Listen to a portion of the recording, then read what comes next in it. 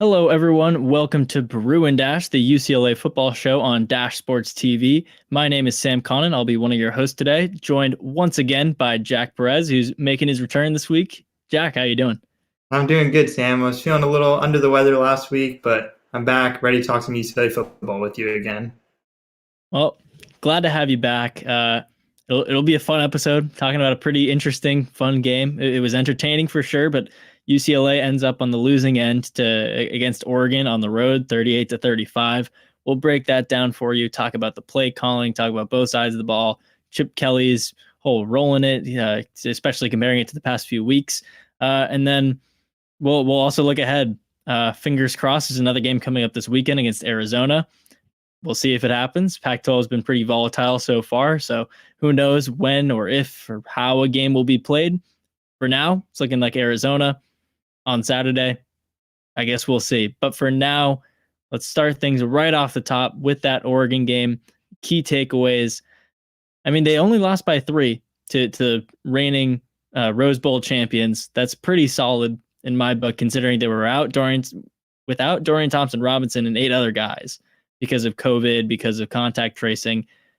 I really didn't think they'd make it a close game, but they did. So, Jack, what were the things that stood out to you most that kind of helped them make this what shouldn't have been a close game a close game? Yeah, well, the first thing is that defense was playing amazing. I mean, other than the first couple turnovers that the offense gave up, the defense really was holding their own against a solid Oregon team, an Oregon team that had rushed the ball a lot in its first 2 games, and they were attacking the backfield. They weren't just letting Shuck kind of just run the game. They weren't letting any of the running backs just just roll over the defense, like has honestly been the problem in the past. I mean, we talk about the pass defense a lot, but the rush defense wasn't amazing last year. They were like 70th, 75th in the country. Now they're looking like a top 50 unit pretty easily. And that's a big deal for UCLA because if other teams can establish their run games, UCLA is not going to get time possession. They're not going to be able to control some of these games like they have been in these past couple of weeks. Now, the other thing is Chase Griffin came out looking a little shaky, especially that first quarter. It looked like it was going to be the same old story with turnovers. UCLA got down pretty quick, but he looked really comfortable back there, which is a big deal because UCLA hasn't really established a second quarterback behind DTR this so far these last 2 years. I mean, even when Chip Kelly first released the depth chart this year, he didn't name a second starter, or he didn't name a second string player. He had just both Chases as the co-second string. Chase Griffin obviously came to play the last drive against Cal, but who knows? You could literally throw any single person in LA and they could play that last drive against Cal. But it was nice to see that there is a fallback plan if DTR gets hurt, if DTR continues to be out because of COVID concerns, if he does declare early for the NFL draft, there is at least a decent person in place for Chip Kelly to hand the ball to. Yeah, I mean Chase Griffin, for the most part, I mean, heard from a lot of people, fans, analysts, everything, or we're saying he did a pretty good job. He did his job. That's really all you can ask for when you have a 5'11" quarterback who's never really played college football outside of that one drive last week. Redshirt freshman, still pretty young. I know Chase is a really good, smart, mature kid, but in terms of experience in game at quarterback, he didn't have a lot. So he was a game manager. He threw a lot of short passes. He ran the offense, and it ended up kind of working. I mean, you had 35 points from a team that was missing its starting quarterback and its second and third running back. So that's pretty good. There's a lot of positives to take away from this game. But I like you were saying, the defense. More sacks and tackles for loss this year by a lot. It's been a constant through 3 games. And I know Quantrez Knight had a bad offsides, but then there you go. He gets a fumble recovery for a touchdown. And he's been the guy that everyone on the defense and the coaching staff has been shouting out all season, all preseason, saying he's kind of been the one to bring that aggression. So you have Caleb Johnson. You have, I know he wasn't playing this week, but Kane Medrano. You have Osa, who's really, I mean, we all knew going into the season he would be an NFL prospect, but maybe weren't that high on him. I'd say, at least in my opinion, I probably thought of him as a 4th or 5th rounder heading into the season. he's a redshirt senior. He's been getting better every year. I'm sorry. After this game, he's a second round pick. He's an easy day 2 pick with a chance for going in the second round. He absolutely killed it. He was disruptive. He was smart. He was just all over the place in that backfield. He was making Chuck uncomfortable. He was slowing down the run game, tackles for lost, sacks. The whole defense, like you were saying, is getting a lot better at that, and I think Osa is at the center of it. Yeah, and it should be, the defense should be commended all around. They did give up 38 points technically. I mean, 7 of that was from the Chase Griffin interception at the end of the half. So the defense gave up 31 points, but a lot of that was turnovers. They were put in bad positions. And the same thing could be said with the Colorado game earlier this year is, you had a punt fumble within like the 20-yard line. You had DTR's interception within the 20-yard line, and Colorado scores easily off those. The same thing happened in the first quarter of this game. There was nothing the defense can really do at that point. You can ask them to try to hold them to a field goal, maybe even get a lucky stop, but when they have to continually come out and play when they're not expecting to, they're not going to get the best. But other than honestly every time the offense turns the ball over, this defense has been so solid, which is really nice to see after last year when it looked like, the offense was amazing, but the defense, even with some stars there, they were always shaky. Every time they were out on the field, it seemed like they were going to give up either a touchdown or a field goal, and they really couldn't get stops that often. Now, I don't want to talk only the positives because obviously a loss is still a loss. Going up to Oregon while facing the number 11 team on the road with the backup quarterback is never usually a recipe for success. UCLA had a chance to win this game. They were driving at the end there, go 4 and out eventually, but I mean, you've got to finish these games off. This is a chance to really elevate your status. This is a chance for Chip Kelly to save his job, honestly, because this year hasn't been going too great. The Cal game looked amazing, and if that UCLA team showed up every single week, they would honestly have the Pac-12 South in their grasp right now. I mean, USC has looked really shaky. Arizona State's not playing games. Arizona looked bad against Washington. Colorado is really the only team that surprisingly is doing well. And this UCLA team should be competing for the division title right now. But I mean, they make a lot of dumb mistakes at times that cost them. Yeah, I mean, you said if that team against Cal had shown up, then I think if that team against Cal had shown up, they win this game. I mean, literally speaking, if that team, including DTR, Keegan, and Kaz, and K. Madrano, those guys who are out, Quinn Lake, then I think UCLA probably wins this game. I mean, you look at just the fact that they made it a 3-point game and had a chance to win without their best offensive player or second best, depending on who you think is their best offensive player. But I just want to go through, you were talking about the dumb mistakes. Those dumb mistakes are the single reason they lost this game, outside of missing players because of COVID. But they knew that before the game, from the kickoff, opening kick to the final whistle. The reason they lost the game was the dumb mistakes. The defense played almost a perfect half in the first half. But I mean, they allowed, what was it, 24 points in the first half? You had Oregon, their first touchdown drive started at the 19, UCLA's 19. Their next started at UCLA's 27. And then their field goal drive in the first half, that was a 70-yard drive. And then they had a pick 6. So they really they had that 170-yard drive, which went for a field goal. So good for UCLA, held them to a field goal instead of a touchdown. And the pick 6 and the other 2 touchdowns it was all off turnovers. 28 total points off turnovers. And compare that to the Cal game the week before. I know DTR had that one pick early in the game, but relatively took care of the ball. If you have, you know what, you don't even need DTR. If Chase Griffin is there and takes care of the ball, UCLA wins this game. So there's a lot of what ifs. There's a lot of close calls. There's a lot of mistakes, but it's hard not to feel good about this win. It's kind of sad. You would like to think there's no such thing as a tough luck loss or like a feel good loss, because that's kind of low level. You don't really want to stoop to that level. You would like your college football program to be above that. So when any loss is too damaging, but when you're UCLA and you've been struggling for years under Kelly and you go up on the road against top 10 team and you only lose by 3 with your backup quarterback because of some turnovers, it's hard not to feel good about it. Yeah, and UCLA fans should feel good about this. But at this moment, their expectations are going to be a lot higher.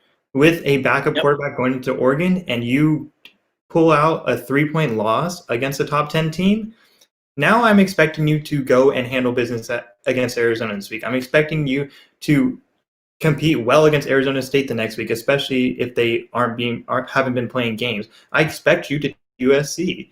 This team doesn't have excuses like that anymore, and they've shown they can do it, but they have to prove it every single week now. Yeah, absolutely. I mean, they missed a little depth this week, obviously, but I mean, Kyle Phillips, he finally showed up after 2 quiet weeks.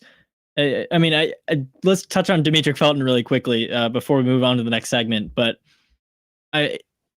he is the Pac-12 Offensive Player of the Year. It's like not even close. I mean, it's 3 games out of 6, so only half the season. I understand things could go another way, but 167 rushing yards, 2 touchdowns. It's his second multi-touchdown game. He's had over 100 yards from scrimmage in every game. Add that to his all-purpose yards with his kick returns.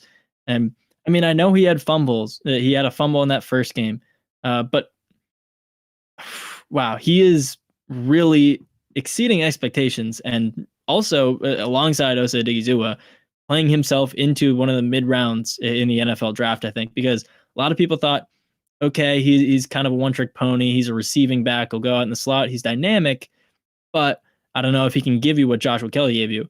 I'm sorry, Felton was going through guys. He was breaking tackles. He was carrying guys. He was turning the corner. He was going up the middle. He was really doing a lot for your offense. I know Britton Brown played well again, so that's nice to have a more of a standard power back next to him. But Felton is a lot more, his skill set's a lot more diverse than we thought it was going to the season. So I really just want to give him credit there.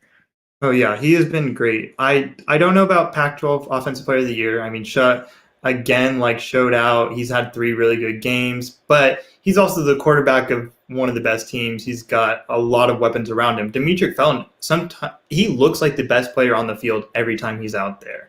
I mean, no defense has been able to figure him out. On the broadcast, they were comparing him a lot to Alvin Kamara.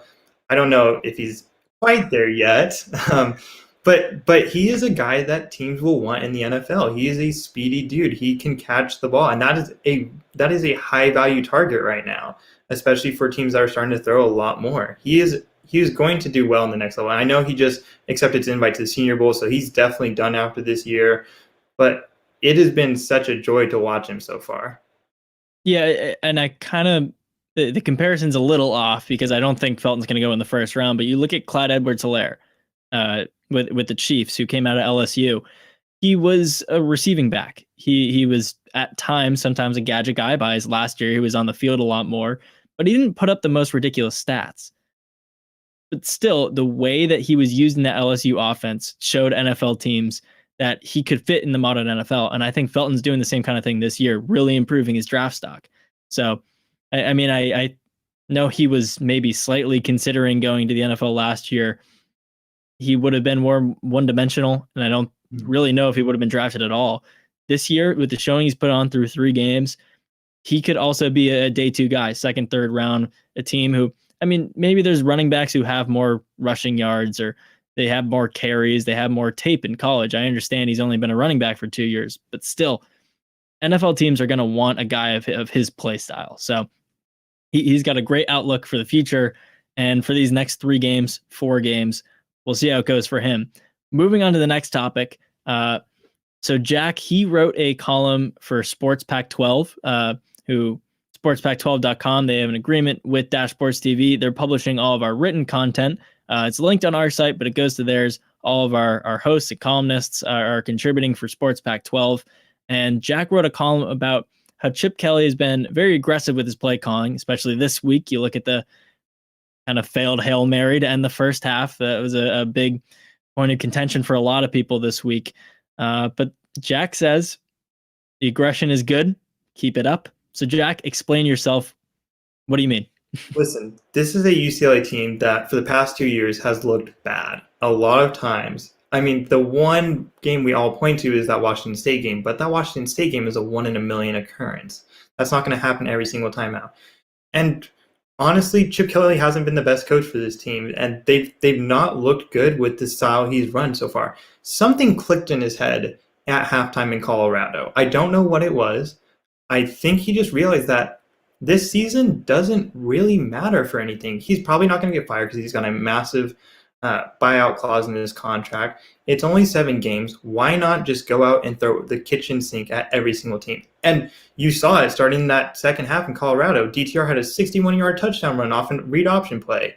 This past weekend against Oregon, they were running the triple option.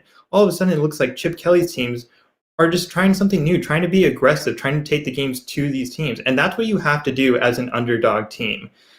And it starts not only with the offense, but with the defense. It looks like the defense is making life for the quarterbacks awful every single game they're in. I mean, Chase Garbers looked like a rookie out there. You couldn't tell me that he was one of the best quarterbacks in the Pac-12 last year. I mean, Shuck, yeah, is in his first year starting, but they were getting after him the entire game. They were getting into the backfield. And yes, part of the problem with being aggressive is that you're going to give up these big plays. And the pass defense has struggled last year. They're not doing terribly well this year, but they're in and out.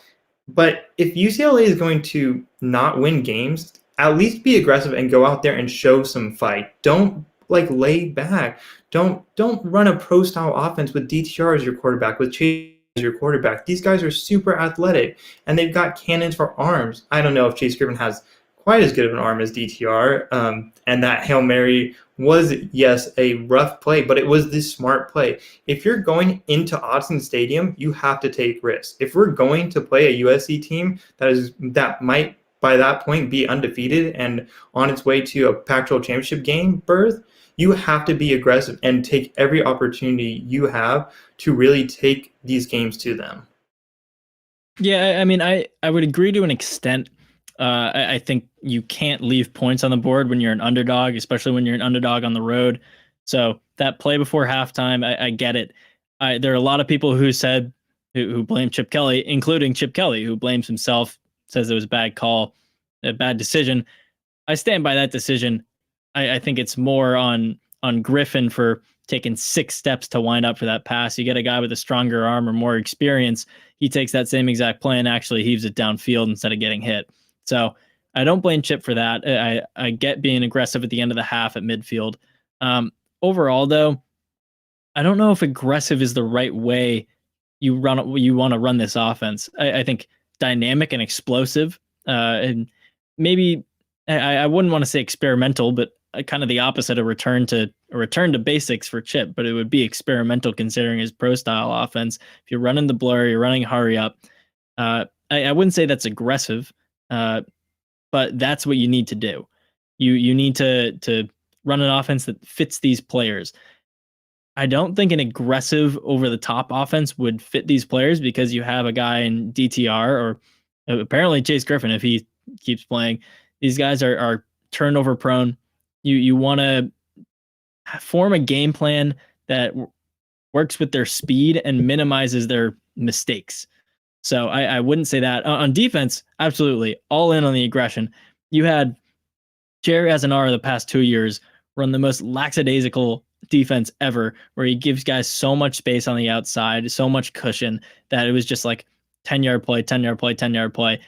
And it was just horrible to watch. So, and the aggression on defense is working really well. You're getting tackles for loss, you're getting sacks, you're getting breakups, you're forcing fumbles this week finally. And you're not really letting up the big plays over the top, which is good. It means that your defense is well suited to be an aggressive defense. But on the offensive side of the ball, I think it has to be more speed based than kind of throw everything at the wall. Yeah, I understand that. The offense, and look, if we had a guy that was more of a pocket passer than DTR or Chase Griffin is, then yeah, maybe we start taking more shots down the field. But DTR has shown he's got good chemistry with a lot of his receivers and his tight ends, and why not every once in a while take those shots? He hasn't really – a lot of his interceptions and fumbles have come really close to the line of scrimmage. I mean, you look at that Colorado game, and his first throw was a screen pass, and it was just – or it was out on the flat. It was one of the two. I'm not exactly sure. But he was just staring him down, and the defender was by the line of scrimmage and just caught the ball. I mean, why not take a shot deep if you're going to do something like that? And then on defense, they talked all offseason. Every single defensive person that was interviewed talked about they're attacking now. They're attacking. And yeah, I mean, you can talk all you want on the offseason, and maybe that comes into fruition. This year, it actually did. They look like every single time someone touches the ball, every guy on that defense is running to it. Every single person is automatically lined up with the ball and is going to attack that person. And that's great to see. A lot of that, they talked about Coach Brian Norwood coming in. I'm not sure exactly how much influence he had on that. They talked about him a lot. Maybe that's what changed. Maybe they realized, hey, if we're going to go out, we're going to go out aggressive. I'm just glad to see it, especially from a defense that last year struggled every single game, it looked like. Oh yeah, I definitely agree on the defensive side, whether it's Norwood or Quantrez or whoever it is, it's working and it fits the personnel absolutely. Back on offense though, I don't know. There are certain players, especially looking at quarterbacks, who thrive when they're improvising. You look at the NFL, you get like a Brett Favre or like a Patrick Mahomes, guys who are just like run around in circles, break tackles, shake off sacks, and like roll out and step up and just do whatever, wherever, and it works. And yeah, they make mistakes and they throw picks, but the pros outweigh the cons. I get it. DTR, while he's athletic and he can evade defenders, is not really that kind of improv guy. I want Chip Kelly to hand him the keys and to make these reads and decisions in the running game when they're running like a read option, or you were talking before the show about a triple option. Maybe that could be fun too. I get that. But when it comes to when he's throwing the ball on those deep shots, I need those to be in the game plan. They need to be really like fully designed. I don't really want him waiting and sitting and finding his fourth read 40 yards downfield and chucking something up when he's like throwing on the run. That's not really his game. He needs to make quick passes. He needs to run the ball. And then whether it's a play action or a trick play, then he can take off the top. He works really well with tight ends in the seam. So I don't think he should never be throwing deep. But when this offense gets back with DTR, I think it really just has to fit him personally as opposed to fitting the idea of taking the top off the defense all the time. Yeah, and against an Oregon and against a USC, teams like that, I understand you don't want to give away things, especially in a close game. This weekend against Arizona, UCLA needs to try to dominate, and if DTR is back, at the end of the game, start trying some of those things out. See what works, see what doesn't work. They were doing that against Cal when they took a big lead. Why not at that point throw everything you have out there, try to develop some new plays, see if something maybe comes out of it. Maybe DTR, every single time he throws a ball 25 yards, it lands perfectly in the receiver's hands. Obviously, that hasn't happened. We've seen that so far. But try new plays out. Try something. Don't just sit back, especially with a lead like that, and run out the game clock. This is a time for an experiment. You've only got 7 games. You've got to use them to try new things. Yep. Well, we'll move from the Oregon game, that loss, into this upcoming week against Arizona. We were talking about it a little bit. UCLA against Arizona on Saturday. Who knows if it'll happen? I know UCLA has its cases, 2 cases, I believe, and then some were contact traced, and Arizona's missed games. But for now, it's on. So, Jack, what do you think will be the most important factors of this game? What do you think UCLA needs to do to come out with a win in a game that they're favored to win? You've got to develop some type of game plan this week for Chase Griffin. Yes, there were specific plays last week that Chip Kelly threw in. It seemed like he threw them in probably Friday, maybe even Saturday morning. But I wouldn't rely on DTR being back. The Pac-12 is so strict with a lot of their contact tracing that sometimes it seems like guys are out longer for contact tracing than for a positive test. It's kind of ridiculous. I wouldn't try to bank on DTR. Chip obviously can't really say anything about whether he's coming back or not. Last week we didn't know till Friday night. Really, rumors started swirling Thursday, I think, and then Friday night it was basically confirmed. There's a lot of Twitter drama going on. If you want to check it out, Sam has great threads on it. But really get Chase Griffin comfortable in this game because he's going to be your quarterback. And against an Arizona team, he should do well. They're not Oregon. They are not anywhere near that level. They looked bad against Washington this last week. And Washington's a good team, is not stellar. I don't think they're more talented than this UCLA team. So really get Chase Griffin going. And then for the defense, literally nothing should change. If you run the exact same game plan, you should be fine against Arizona. If it worked against Oregon, it's going to work against Arizona. How do you think, Sam? What are your top factors for this game? Yeah, totally agree on the Chase Griffin thing. I mean, I know we love to talk about DTR and we hope that he's back for this game, but like you said, probably won't be. Game plan for Chase Griffin, that's huge. I want to talk a little bit more about the defense, though. Last year, Grant Gunnell made his first start. I believe it was his first start. I know he had played a little early in the season, had some big stats in a non-conference game, but Khalil Tate got hurt before the game, and Gunnell ends up playing and absolutely tears apart the UCLA defense, throws for over 300 yards. The dude was so inexperienced, had never really done anything, and he made UCLA look ridiculous. It's a new defense this year. I get it. Darnay is not there, but all things considered, they're more aggressive. They're better at gang tackling. They're more vertical. They're getting in the backfield. I want to see Grant Gunnell be uncomfortable. I want to see him be thrown all out of whack. I want to see him have a bad game because we were talking UCLA's defense played a pretty good game, all things considered, against Oregon. Tyler Shuck, though, still pretty good stats. I don't think he really made any mistakes. He did what he was supposed to. I want to see UCLA do to Grant Gunnell what they did to Chase Garbers. I want to see them throw him out of whack, throw off his rhythm, get an early lead, make them play from behind, and dictate their play calling, know what they're going to do, and just send guys at them all day.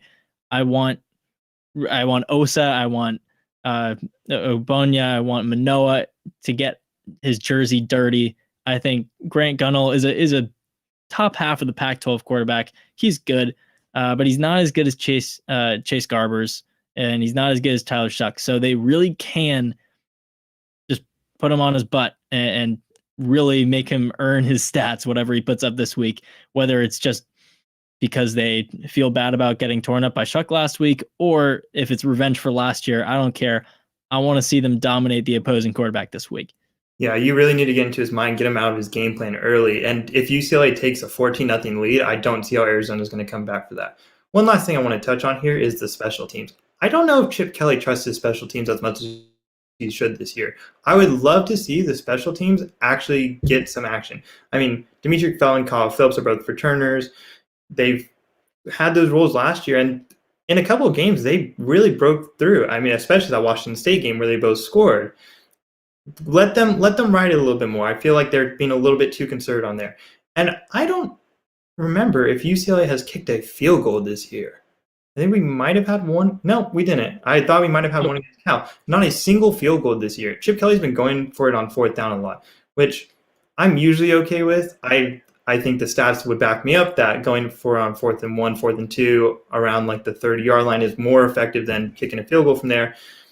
But man, if we're gonna have a kicker, like please use him, Chip Kelly. I want to see if he can actually kick the ball. You know, I'm sure Chip wants to see that too, if he can handle it in a game environment, because we have a redshirt freshman there. You know, we have a lot of freshmen on the kicking roster. We lost JJ Molson after last year. Let's see what we have there, because it's going to come down to it at one point where we need to kick a field goal, and it's probably going to come down to a game-winning situation. And if Chip Kelly doesn't know if he trusts his kicker, that's going to be a rough scenario. Yeah, I mean, I will say on the punting side of things, they've got a lot of Luke Akers. I know Wade Lease was talking about it this week on Twitter. He's got a boot. He's getting like 60-yard bombs. That's great. But at the end of that game, they technically had a chance to tie. I know they didn't get it on fourth down, but they were on the Oregon 41. That's a really, really long field goal. What is it, like 58 yards? That's really not possible in college, but who knows? Maybe you could have thrown Nick Barmira out there and he could have hit it. that would have been crazy. That would have been an all-time moment for him. But I have a feeling he'll be able to attempt a field goal this week. Just quick predictions, Jack, since we usually throw these in at the end. What's your score prediction for Arizona? I'm going to go 38-21 UCLA. Doesn't matter which quarterback shows up. Yep, I'm picking UCLA to win. I'll go say 34-24. That's pretty solid. Yeah, it's still a double-digit win. Thank you so much for joining us for this week's episode of Bruin Dash. Just want to give another quick shout out to Sports Pac 12, Dash Sports TV's partner. You can follow them on Twitter at Dash Sports TV, and you can find them online, at Sports Pac 12, and they're online at sportspac12.com. For Dash Sports, you can follow us at Dash Sports TV on Twitter. You can find us on YouTube. You can find us anywhere. You can find me at Sam Connon on Twitter, and you can find Jack at Jack C. Perez. And you can actually also find Jack later this week on an episode of Wildcat Dash as a guest for a crossover edition on Friday. So stay tuned for that. And Jack, thanks again for joining me for this week's episode. Glad to be here, Sam. Looking forward to this weekend's game. Me too. Fingers crossed it happens. Thanks to everyone who watched and joined us live, and we'll see you next week.